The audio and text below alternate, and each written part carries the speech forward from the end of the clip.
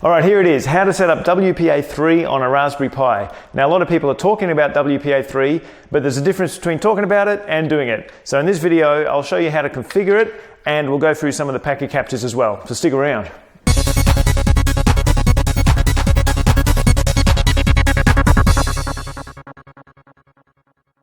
I'll start off with a packet capture and look at a WPA3 beacon so we know what we're dealing with here.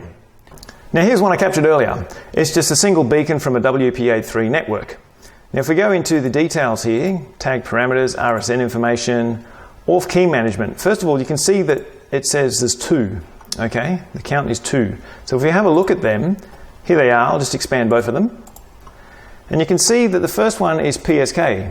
Now that's pre-shared key like what you're used to from the past, and that's to enable backward compatibility before everyone gets WPA3 clients. But the second one here is SAE, this simultaneous authentication of equals. Okay, that's the new way we're going to do things with WPA3. Now I've got the phone here that doesn't have WPA3, and I'm just going to connect to that network. So if I connect to it, I'm doing a packet capture as well so we can see what goes on with this. Now I'm connected, and we'll have a look now what just happened. Right, so I've got that packet capture here, and you can see the usual stuff, the probe response, the authentications. Now on the association request from the phone, if we go down into the RSN field here, for auth key management, you can see it's PSK.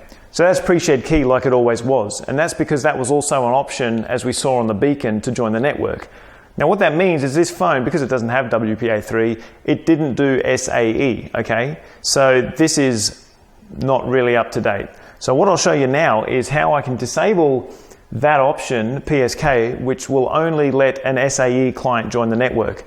Now I'm using an Aruba controller here and access points, so I'll go into the config, disable that, check it with the beacon, and try that again and see what happens.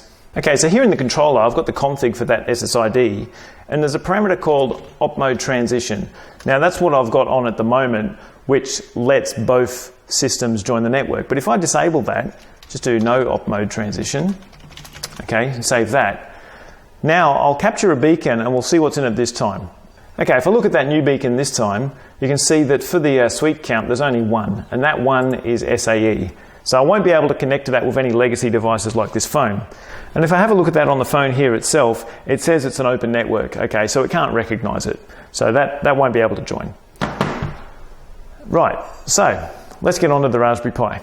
Now the adapter I'm going to use for this is an old D-Link DWA160, and I'll show you the reason why. If I use the internal wireless adapter on the Raspberry Pi, and we have a look what it's capable of here, you can see these ciphers here, okay? And specifically 000FAC shows you what they are, and they have a value. So we've got 1, 5, 2, and 4, representing these types over here.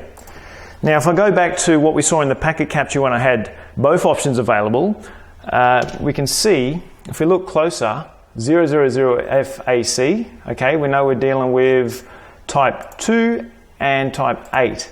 Now 2 is PSK, as we just saw in the list. But we want to use SAE, which is type 8. And we don't have type 8 available on the Raspberry Pi. So by using this adapter, I get more options. So I'll show you that now. Okay, I've rebooted that now, and this D-Link adapter is now the interface 0. Okay, so if I have a look at that now, straight away you can see I've got a lot more options for the ciphers, and you can see that 8 is in there. Okay, so we should be able to connect to this network now. Now before I begin, I'm actually going to remove the old WPA supplicant. So apt-get remove WPA supplicant. Okay, that's removing version 2.6 that was on there. Okay, now that's removed. Now I need to install a couple of things on here so I can compile the WPA supplicant. So I'll just pop them on now. Alright, they're on there, so I can get WPA supplicant and start to build it. So just wget and the file download.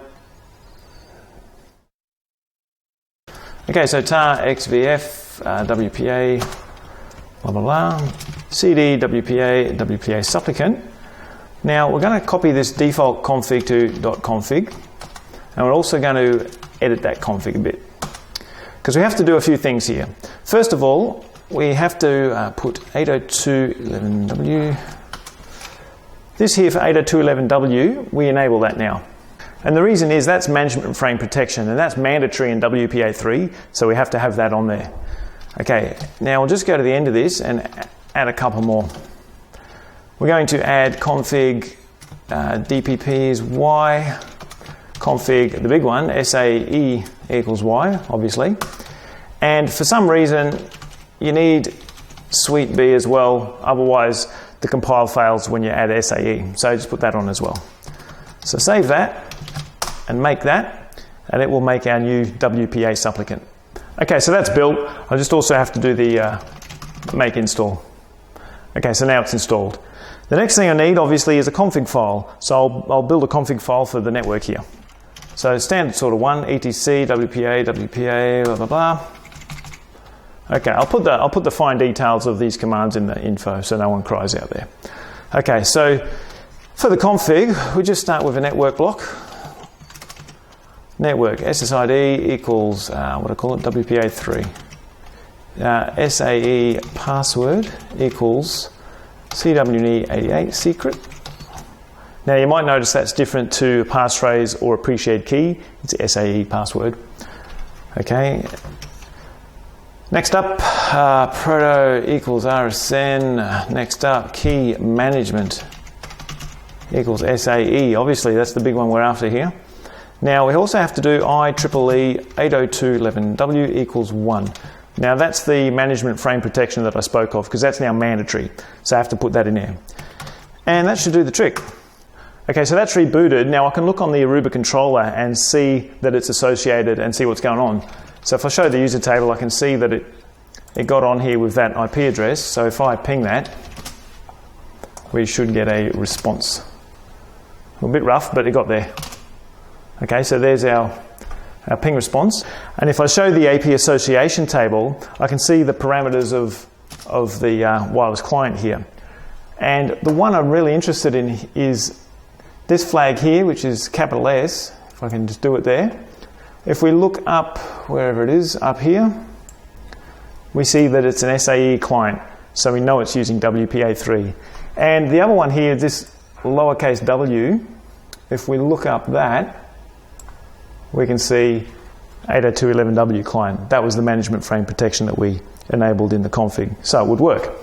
So there it is, a Raspberry Pi running WPA3 on an Aruba network. Now, you could also set up your own access point using WPA3 if you want, because the same mob who did that WPA supplicant also did host APD, so you could set your own up as well. You don't have to have the fancy gear. But it does work, I just wanted to show that and how to set it up. Now, I really want to confirm with a packet capture that we connected, even though the controller's telling me I like to see it in the air because, you know, you need packet captures or you'll never know for sure. So I'll do a capture of this booting up and joining the network. Alright, so I've got the packet capture here from when it joined, and as you can see, it's a D-Link adapter, as I said. You can see that the auth management was SAE. Okay, as we knew already from the controller, but just to confirm with a packet capture that that's indeed what it was. Okay, so there you have it, WPA3 up and running in the real world on a Raspberry Pi. And it's using SAE authentication, so we know that it's real. And by doing just SAE without the PSK on the access point, it prevents the possibility of being tricked into downgrading to PSK, which has been brought up as a problem. This is pure WPA3, and that's how you do it. So I'll put some of these packet captures on the web server when I get around to it. Just keep checking the info, and if I've put them on there, I'll put the links below. But just keep in mind, if you're looking at this WPA3 stuff on Wireshark, you need to have an up-to-date version of Wireshark, because if it's old, it won't recognize these protocols. But there it is. Hope you enjoyed it, and I'll see you next time.